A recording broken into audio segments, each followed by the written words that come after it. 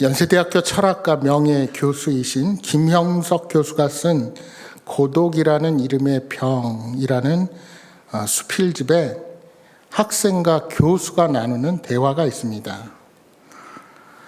어느 교수가 급하게 뛰어가는 학생을 붙잡았습니다. 자네 지금 어디로 가는가? 오후 수업에 발표해야 할 것이 있어서 준비하러 도서관에 갑니다. 그렇군. 오후 수업 이후는 뭐 할 건가?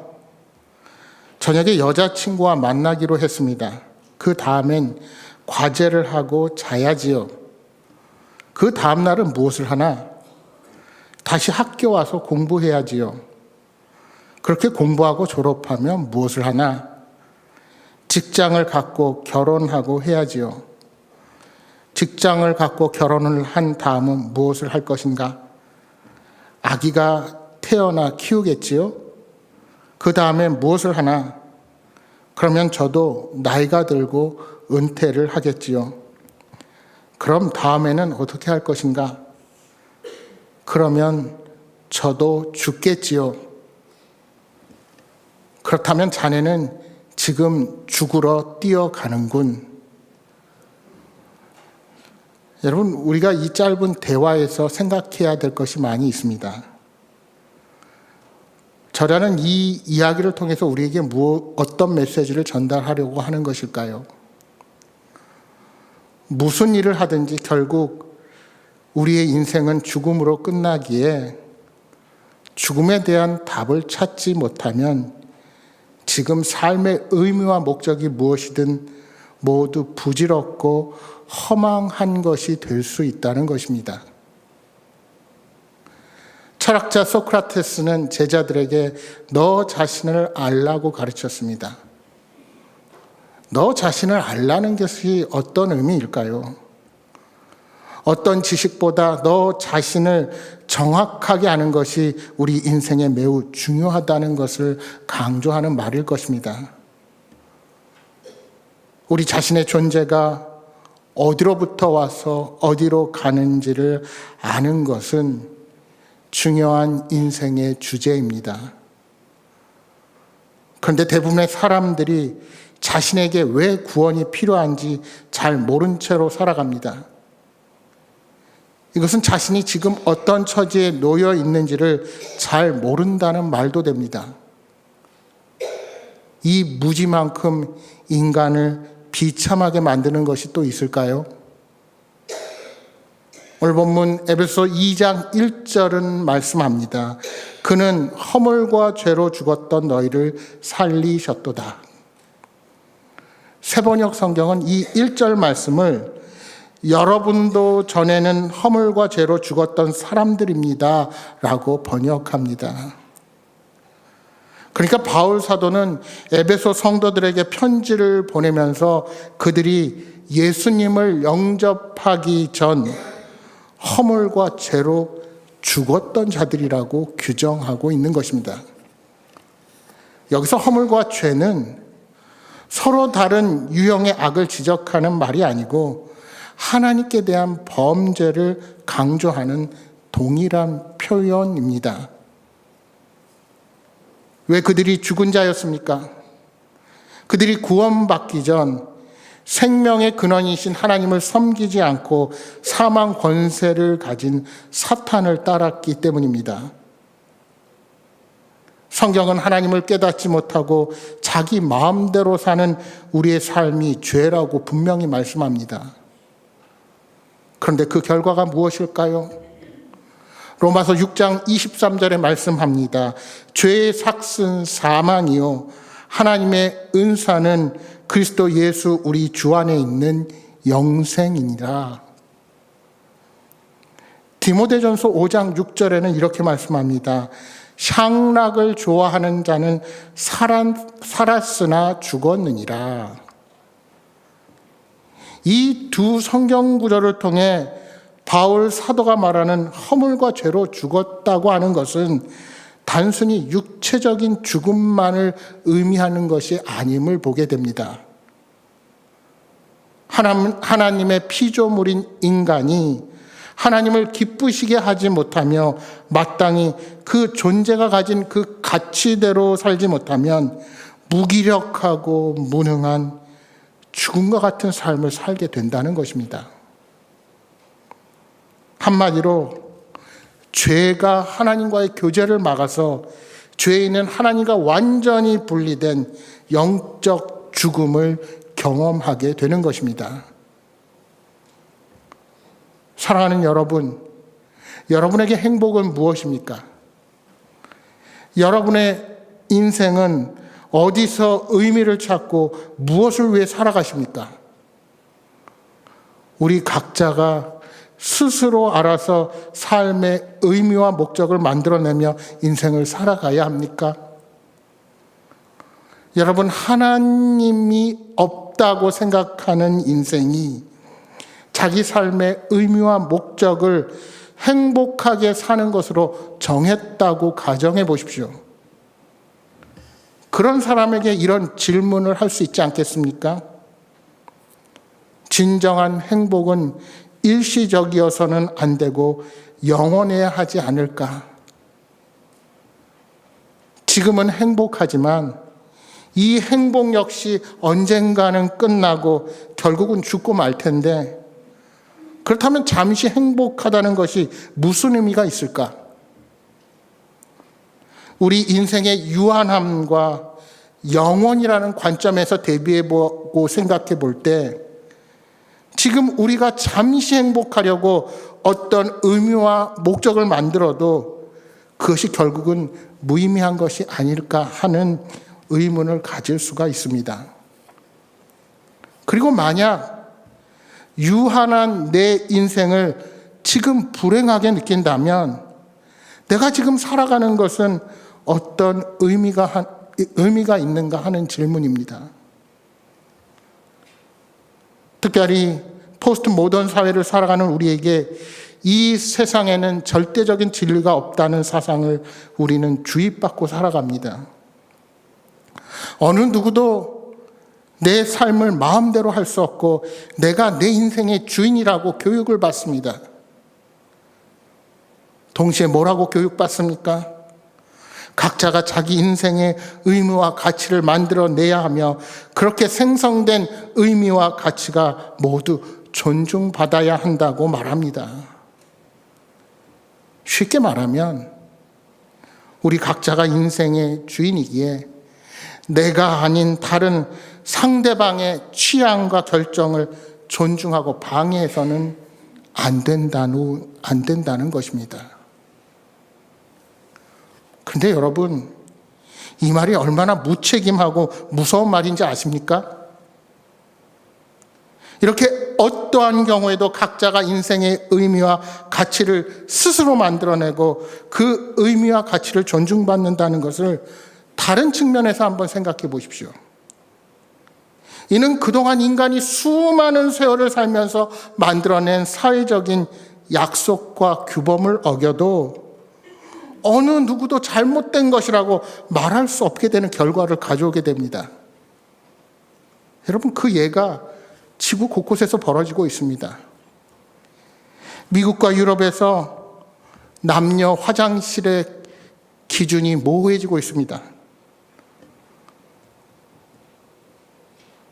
기숙사를 살아가면서 샤워실을 아예 남녀가 같이 들어가고 그렇게 같이 써야 하는 일들이 지금 미국이나 유럽 대학에서 여기저기 생겨나고 있습니다. 성적 지향을 각자가 결정하고 심지어 성 정체성의 논란이 너무나도 심각합니다.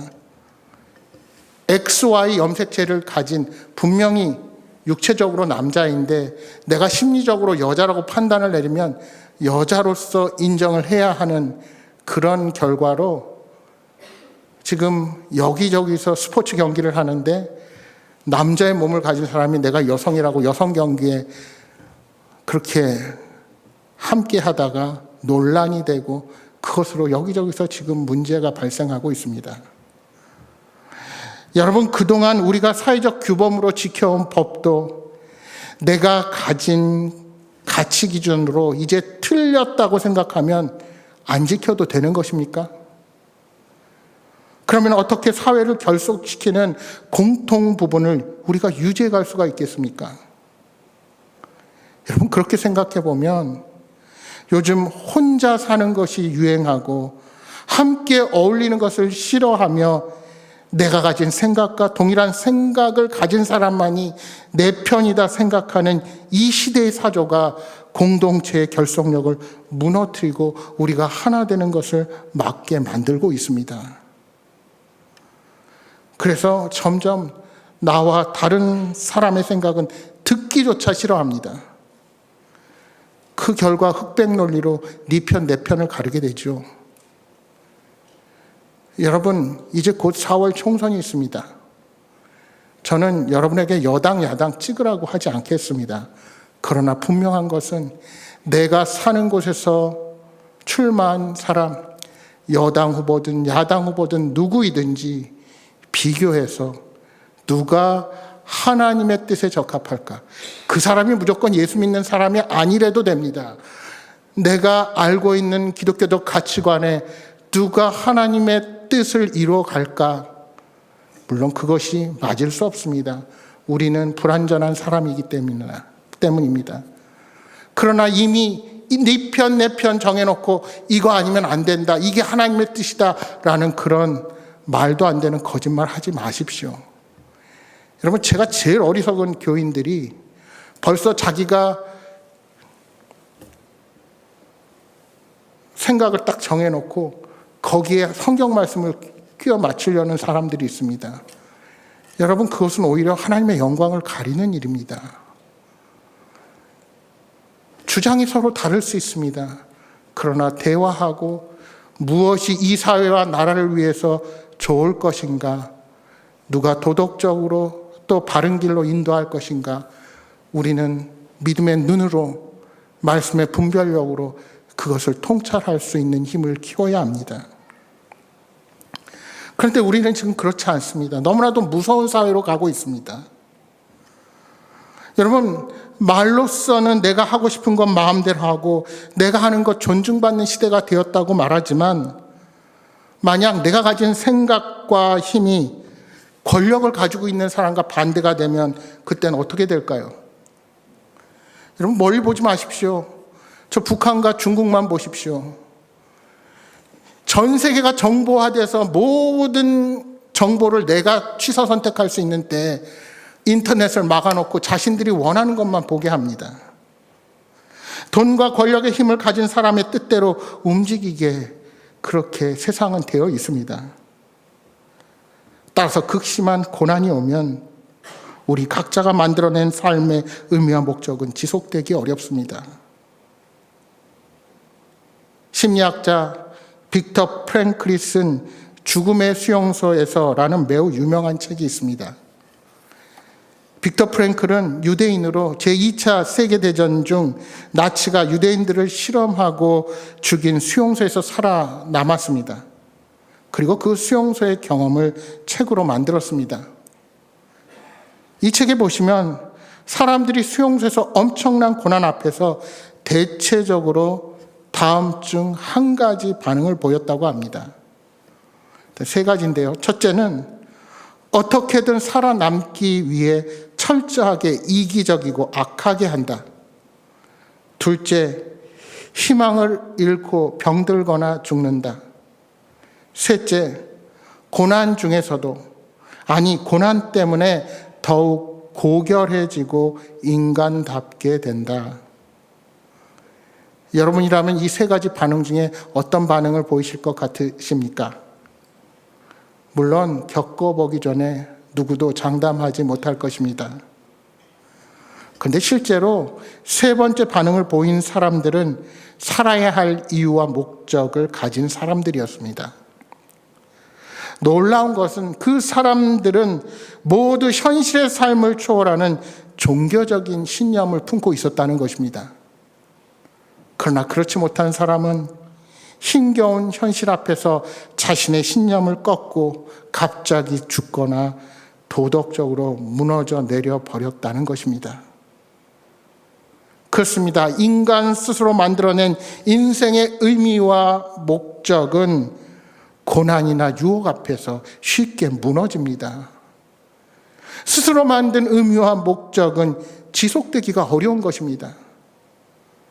여러분, 사도 바울이 말하는 것처럼 생명의 근원이신 하나님을 섬기지 않고 하나님과 단절된 채로 살아가는 것은 이미 죽은 것이나 마찬가지입니다. 왜냐하면 육체적으로 살아있어도 하나님을 멀리하는 사람은 사망 권세를 가진 사탄을 따라가는 인생이기 때문입니다. 바울은 그것을 오늘 본문 3절에 본질상 진노의 자녀라고 표현하고 있습니다. 내 마음대로 내가 하고 싶은 대로 살아가고자 하지만 그렇게 세운 인생의 의미와 목적은 쉽게 흔들리고 환경이 변화되면 내가 언제 그랬냐는 듯이 흔들릴 수밖에 없는 것입니다. 그렇습니다. 아담의 후손인 모든 인간은 죄의 지배에서 벗어나지 못하고 사탄의 영에 끌려 다닐 수밖에 없었습니다. 그런데 이 땅에 오신 예수님은 허물과 죄로 죽었던 자들을 대신하여 십자가 위에서 피 흘려 죽으셨습니다. 그리고 죽음에서 다시 살아나사 부활의 첫 열매가 되시고 우리에게 영원한 생명을 허락해 주신 것입니다.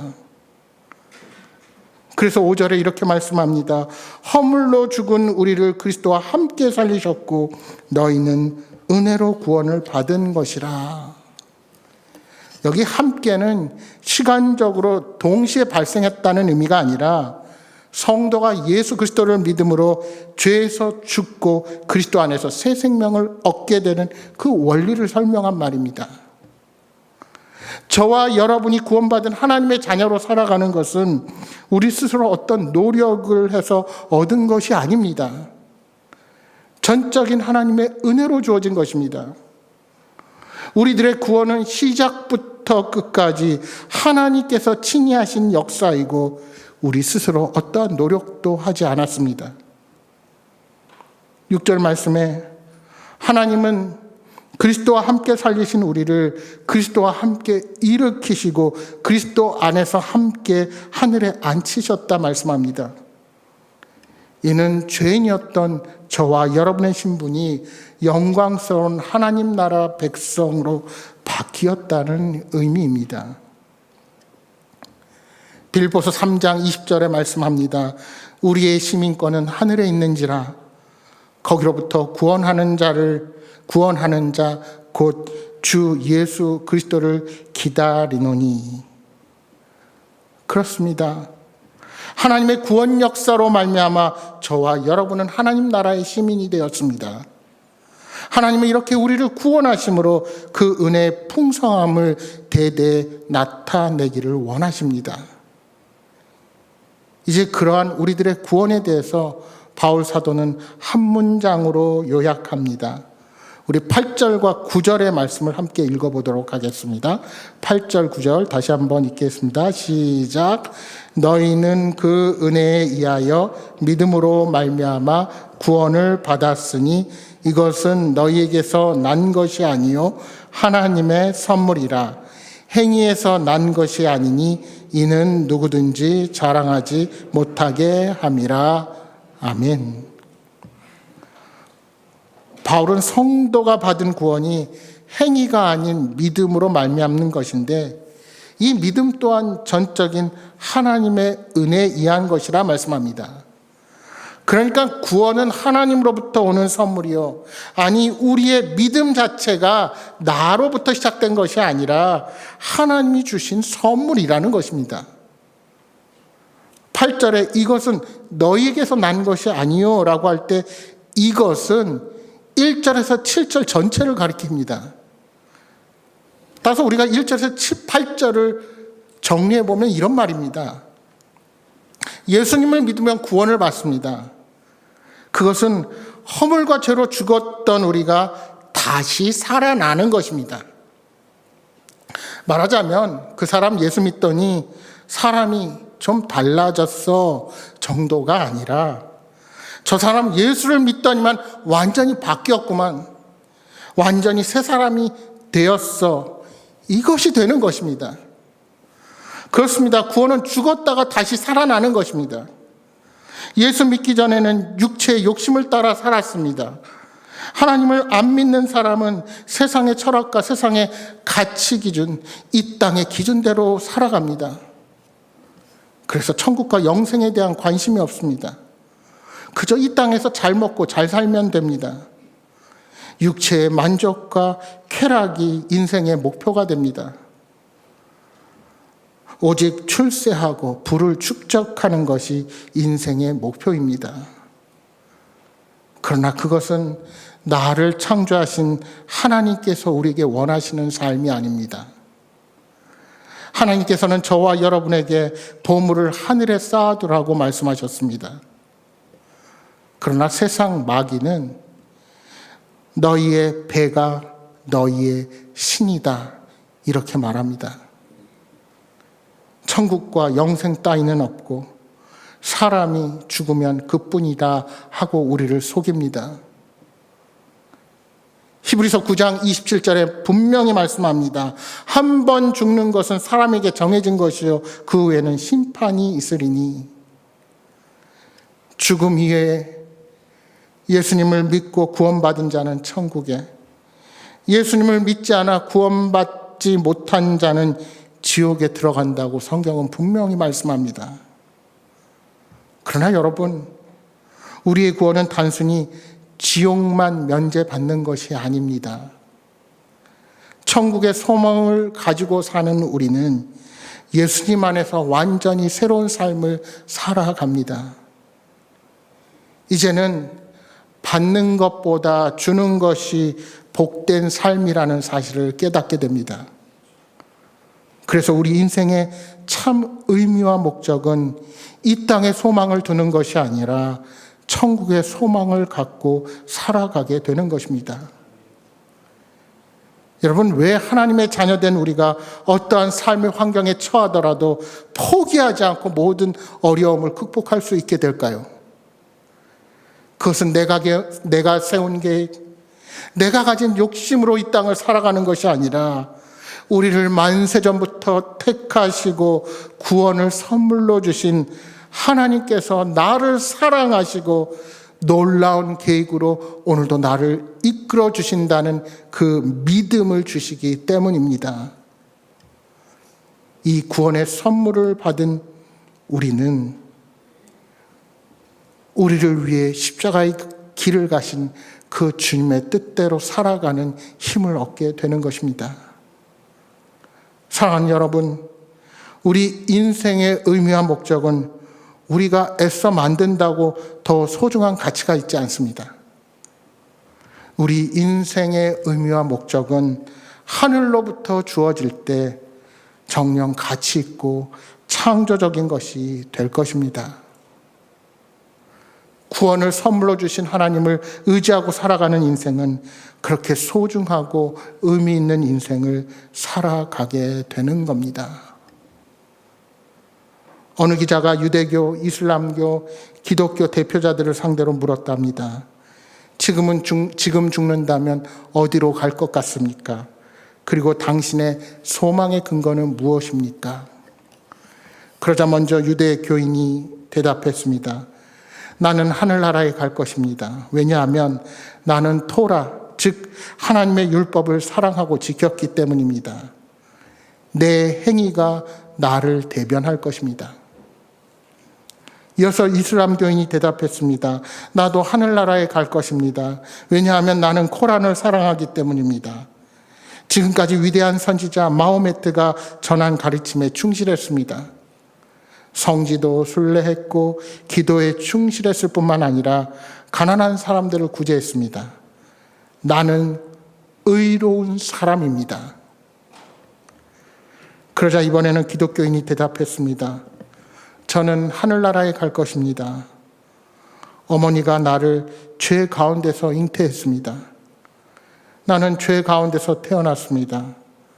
나는 율법을 어겨서 죽을 수밖에 없는 죄인입니다. 그러자 기자가 다시 묻습니다. 그렇다면 하늘나라에 들어갈 소망의 근거가 도대체 무엇입니까? 그때 그리스도인은 방긋이 웃으면서 다시 대답했습니다. 내가 하나님 앞에 서게 되리라는 소망은 나의 주님이신 예수 그리스도의 공로에 근거한 것입니다. 여러분, 우리 모두는 크건 작건 다 죄인입니다. 죄의 삭은 사망입니다. 허물과 죄로 죽은 사람들입니다. 그 하나님의 진노를 피할 길이 없어 우리는 그렇게 죽어갈 수밖에 없는 존재들이었습니다. 그러나 하나님은 아무런 값 없이 구원자 예수 그리스도를 이 땅에 보내주셨습니다. 그래서 구원은 하나님께서 우리에게 아무런 값 없이 주신 선물입니다. 따라서 참 구원을 경험한 사람은 솟구치는 기쁨과 구원의 감격, 감사가 넘칩니다. 왜요? 거기에는 나의 공로, 내 스스로 어떤 노력 없이 전적으로 하나님 편에서 주어진 은혜의 선물이기 때문입니다. 여러분, 만약에 물에 빠져 죽어가는 사람에게 줄을 던져주었는데 줄을 잡고 살아나온 사람이 말하기를 고마워하지도 않고 내가 줄을 잘 잡아서 살아났다고 큰 소리를 친다면 여러분, 얼마나 어이가 없는 일이겠습니까?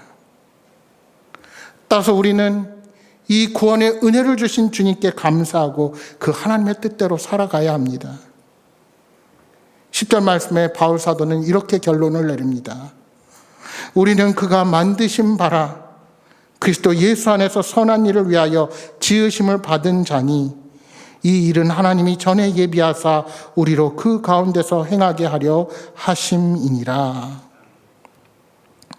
바울은 우리의 구원을 그리스도 예수 안에서 지음 받은 것으로 표현합니다. 쉽게 말하면 죄로 죽을 수밖에 없는 존재가 새로운 피조물로 거듭난 것입니다. 저와 여러분은 그렇게 구원을 선물로 받고 완전히 새로운 존재가 되었습니다.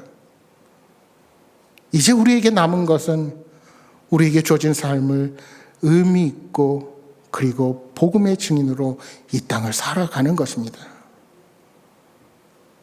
여러분, SNS에 보면 어떤 식당에 다녀온 후에 맛있는 음식을 사진을 찍어서 올리고 또 후기를 남기는 경우들이 있죠. 그래서 젊은 사람들은 그걸 보고 식당을 정해서 갑니다. 돈 한 푼 받지 않았는데도 열심히 자신이 경험한 맛집이나 좋은 물건을 사면 자기만 알기에는 너무나도 아깝다는 생각 때문에 이렇게 글을 올려줍니다. 여러분, 그런데 요즘 우리가 다른 사람에게 전도하는 것을 매우 비판적으로 보는 경향이 점점 더 강해지고 있습니다. 믿든 말든 알아서 하면 되지 왜 나에게 믿으라고 이야기하는지 이해할 수 없고 너무 귀찮기만 하다고 생각하는 사람들이 꽤 있을 것입니다. 그래서 이 포스트 모던 사회에서 선진국이라고 하는 나라에서는 이제 복음을 전하는 것도 마음대로 할 수 없는, 바깥에서 내가 믿는 것을 전하는 것도 마음대로 하지 못하는 역차별을 기독교인들이 당하는 시대가 되었습니다. 우리나라도 다르지 않습니다. 제가 병원에 갈 때 탭을 들고 갑니다. 그 왜 그렇게 됐는지 아십니까? 벌써 거의 10년 전에 서울에 있는 대형 병원 가는데 성경책 가지고 들어가면 막습니다. 병실에서 안 됩니다. 우리도 벌써 그런 시대가 되었어요. 하지만 여러분, 값없이 구원을 얻는 우리가 이 기쁨의 소식을 전하지 않는다면 단순히 이기적인 사람이 아니라 아주 나쁜 사람이 될 수 있지도 않을까요? 그냥 좋은 정보를 주는 것이 아니라 죽음의 구렁텅이에 빠진 사람을 건져주려는 일인데 그저 각자만 알아서 하면 된다고 내 신앙생활만 한다면 그는 아주 나쁜 사람일 것입니다.